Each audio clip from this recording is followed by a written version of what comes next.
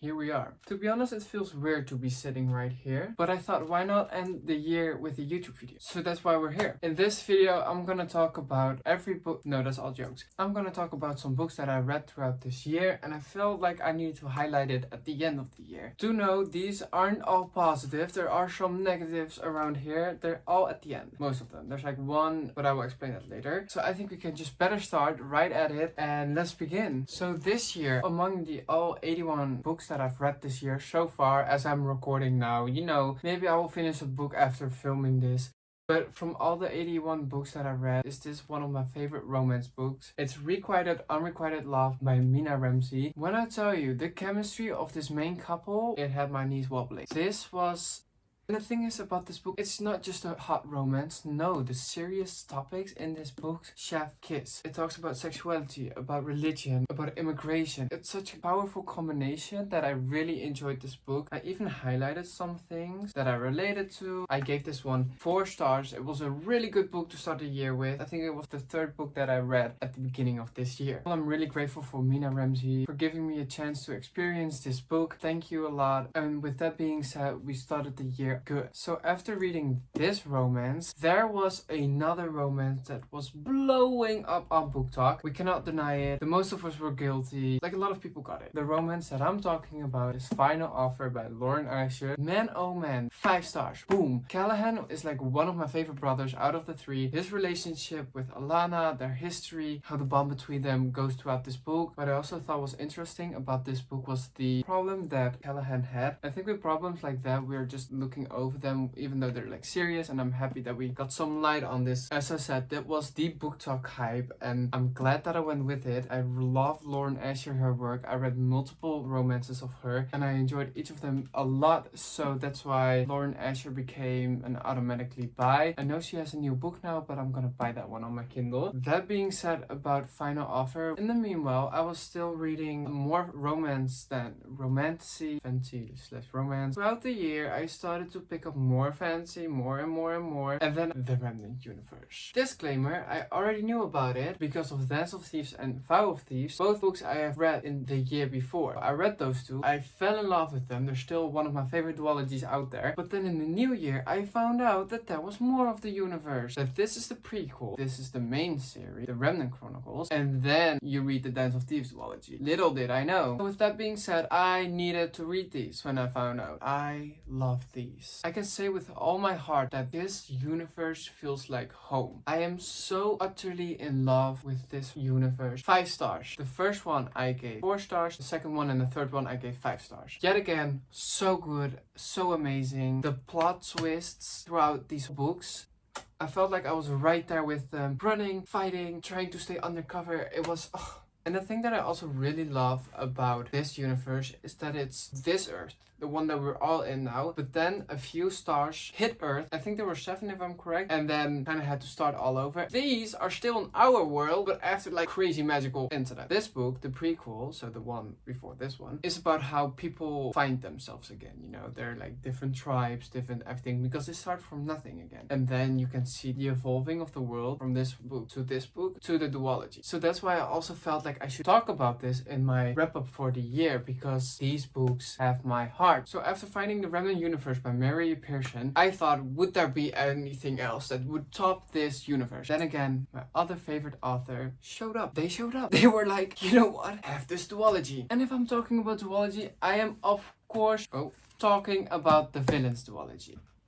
Do I even have words for this? Disclaimer, love them so much. All these books that I talk about, I love them so much that I love them equally. I'm not gonna say that the Remnant Universe is better than this one. No, they're all good in their own way by their own author. I'm not gonna compare them because I just can't. You know, of course, every book has their downside, every book has their upside. You know, it's hard to compare. Throughout the video, I will tell that I love each of them, and don't try to be like, oh, so he loved that more than the other, so he must hate that one then. No, I do not. I love all of them, okay? Okay, as many of you know, V.E. Schwab is one of my favorite authors out there. The Villain Zoology are one of my favorite books by them. The first book is being called Vicious and the second book is being called Vengeful. I do love Vicious more than Vengeful. I enjoyed this one more, but I still gave them both 5 stars. The thing that I love, I keep on telling it to everyone when I talk about this duology. The duology starts with 2 best friends. They have the same vision, different way of working. And then the way of how they would work is kind of important. And the thing that I love about is that with these 2 best friends, one accepts the fact that he needs to be the villain to stop the hero because the hero is going out of line. And that's the thing that I love. An anti-hero, a villain, I don't care. That had me hooked. That to stop the hero, that you accept that you need to be a villain, shocked to the core. I need more books like that. I absolutely need more. And that story doesn't end, of course, with this book because it still continues with this book with different plot, of course. But still, you can see the scars of this book coming back in this book. And I cannot wait for the 3rd book. When the 3rd book comes out, I know I will have it in my hands within seconds. As I said,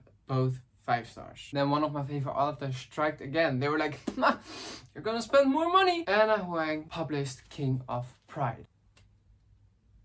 I need a second for this. My love for this book is out there. It's big. Everyone will see it. Because the thing that I love about this, and a lot of people don't see it like how I see it, but that's just me and, you know, let me be me, okay? Like the main character isn't even living in a wealthy family. She doesn't have the money flowing out of her ears. And then I'm talking about the female main character. Yeah, the male main character, Kai, yeah, of course, he is a little extraordinary because he translates books into Latin for fun. That's not normal. But the chemistry that this couple had, immaculate. I'm not putting too much in it. I really, really enjoyed this. And I have no shame in my game. The 5-star read, King of Pride by Anna Huang. Ladies and gentlemen, her. With that being said, then I did a thing. So in the summer, I went to Greece. And I brought a book with me and I thought I'm not gonna read it, but I'm just gonna bring it with me. If there's a chance to read it, I hope I will take the opportunity and read it. I did! I had time enough. The book, however, that I am currently talking about is The Great Gatsby. A classic. Who would have thought? Me reading a classic? I know, it's crazy. However, 3 stars. You may wonder why 3 stars. Isn't this one supposed to be like one of the best classics out there? I guess, I don't know. I don't know shit about classics. The writing style is, of course, completely different from nowadays books. So I really had like a big struggle with reading this because it was so hard to read for me because I wasn't used to reading classics. However, I still did enjoy it. I must say that I watched the movie like a while back, like years ago. So I kind of knew what would happen. I don't know if you can see, but Greece was not merciful on this book. It's completely destroyed, but it's fine. And I also annotated in it. Who would have thought? Me reading main character at the beach, a classic, 3 stars. You may wonder, Lars, where were you in Greece? What island? Or on the mainland? I was on an island called Itaki. I don't know if that's the right pronunciation, but we're just gonna look past it, okay? So when I was walking around on that island, my eye catched a book. I saw it and I was like, you're coming home with me. Guess the book. Ithaka, aka Itaki. I did it. I read the book about Itaki on Itaki. I even have some pictures of it right here. Who would have thought? Who would have thought that I would read Itaki on Itaki? 4 stars. I do think I have a more positive reaction because I read it on the island itself, but that's fine. That's fine. We're not gonna talk about that. And the fun fact is that there are facts about the island that I also noticed while I was there. Isn't that cool? Isn't that cool? But this book is so much about woman empowerment. I loved it. The way Penelope worked it all out while Odyssey was gone. She knows how to play. She really does. Let me tell you, I'm definitely here for it. Also, fun fact, the apartment that we were currently staying at was called Penelope. Coincident much? So I do think that this book is underestimated. So if you think about reading a Greek mythology, pick this up. It's written by Claire North, and meanwhile we're already back in the Netherlands with some other books, and then I picked this one book up. And this one book I recommended to me by other book influencer, and he said, Lars, read it, it's so good. I was like, I'm gonna do it. So I read that book. I'm not gonna say which one yet. I really loved it, I really enjoyed it, and I was like, I want to get the second book. So I did. I got the second book, read the second book, loved the second book even more. Obsessed, tears in my eyes. Then of course I had to get the third book. So I got the third book. Slightly less better, but still chef Kiss. Then of course I had to get the spin-off series. Also what I did. So I got that one too. Absolutely obsessed with this book. 5 stars. I'm gonna show them to you right now. I'm talking about the Cursebreaker series by Bridget Kemmerer. Oh my days. I'm so thankful for that one, for telling me that I should get A Curse So Dark and Lonely. Basically it's a retelling of Bella and the Beast, but the thing that I love about this so much is that there is this magical world and there's still the human world. And the girl is from the human world and he is from the magical world. And I love their romance. I love them, both of them really great, and the side character in this book still a side character called Gray. But guess what? His story continues in this book and he finds another person. Chef kiss. The people they meet, the found family that they're gonna start in this book, the found family all together in this one, perfect. However, there's one character from this book that just had his glow down. I was fully behind him. I was like, yeah, But then throughout these books, I was like, no, I don't know who you are. I don't care. You're dead to me. And then of course I had to get the spin-off series, Forging Silver into the Stars. So good. You still see the found family. You see that the one person that I just talked about kind of get his redemption, but I'm still like, I love this universe. It's almost my home. It's like with the Remnant Chronicles. It's starting to feel like home. So I cannot wait for the second book that's also coming out. I don't know when. So this one I gave 4 stars, 5 stars, 4 stars, and 5 stars. And after that I thought it couldn't get better. I've been blessed with these amazing reads throughout the year. What could go better? Let me tell you. Light Lark Happened to Me by Alex Astor.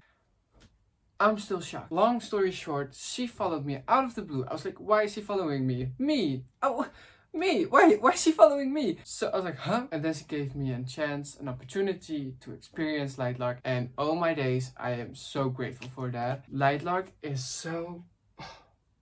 5 stars. This universe, the setting, the characters, the powers, the games...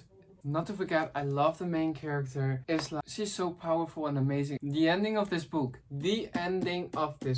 Roller coaster of emotions. I even made a video about it. It even got reposted by her. I bet that you won't be prepared for the ending of this book. Even with me telling you this, you still won't be prepared. And after finished Light Lark, Alex Astor gave me the opportunity to experience her second book, Nightbane. The one that I'm currently reading. I don't know if you can see it like really good. I'm almost at the end. I don't want it to end, but I will probably finish this after editing this video and posting this video.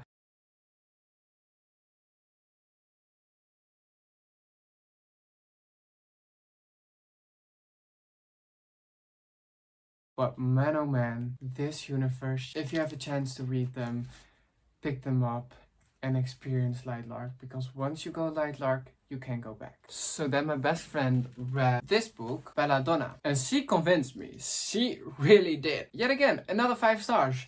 It was so beautiful written. It was such an interesting mystery with a fun twist, because Signa has something, and I don't want to say it because it's also not told in the blur and I don't want to spoiler it, but she has this unique string with life, and then there comes death, and the way that they flow around each other. The mystery is also really entertaining. While reading it, you think with her, you're like, who would it be? Is it that? Is it her? You know, you want to know, just like Signa wants. I mentioned the name of the, the one who did it, but I wasn't like 100% sure. And there's also a second book out right now called Foxglove, and I hope next year in this video, but then for a year later, I will talk about the second part. Then another book that I recently read, The Midnight Library by Matt Haig. This is such a beautiful and interesting story with so many life lessons in it. I think if you're feeling down or you're not feeling yourself at the moment, just buy this book. So the interesting thing is, with The Midnight Library, a few seconds before you die, an endless amount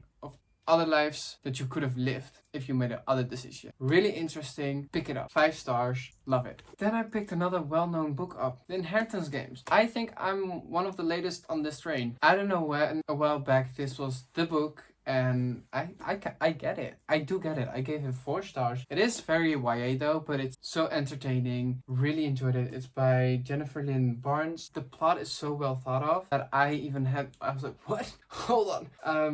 And I'm really excited to continue because this is a series. There are 2 more in this trilogy, and I think there's a spin-off, so I might read that one too. I don't know. I talked a lot about books that I really loved, really enjoyed, that I want you guys to know that I read it.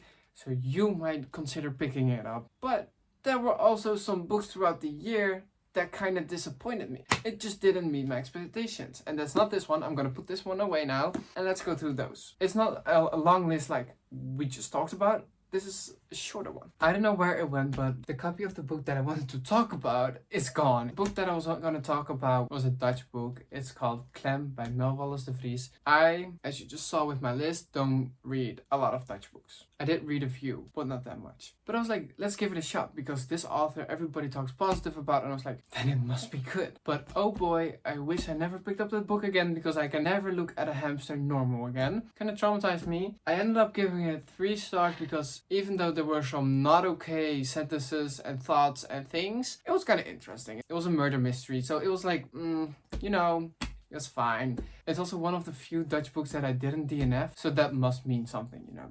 I want to put a disclaimer right here, right now. Some of the books that I'm going to talk about, I don't hate them, but they just didn't meet my expectations. And when I say that, I am talking about One of Us is Lying, One of Us is Next. I was promised a 5-star read twice. This is a 3-star read, 4-star read. And as I said, it wasn't bad, but it just didn't meet my expectations. And as you can see at how much stars I gave them, I enjoyed this one more than the first one. And if I'm correct, there's even a third one out there, but I don't know if I'm going to read it because you should really let me know if the third one is really worth it, because I also have 4 other books of Karen M.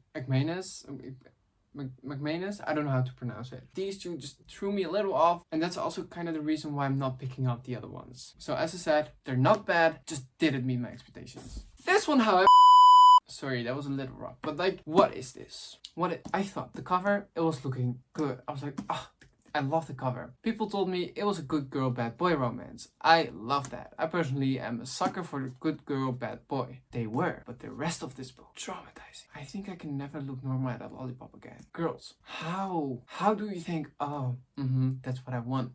I want him to chase me. No. And when I say chase me, it's not the normal chase me. But I'm not gonna say more because that would be spoilers. But I think we all know what we're talking about. That one chasing scene when he, no. Absolutely not. I don't know why I even have the copy. I'm ready to sell it. Anyone interested? I will send it right away.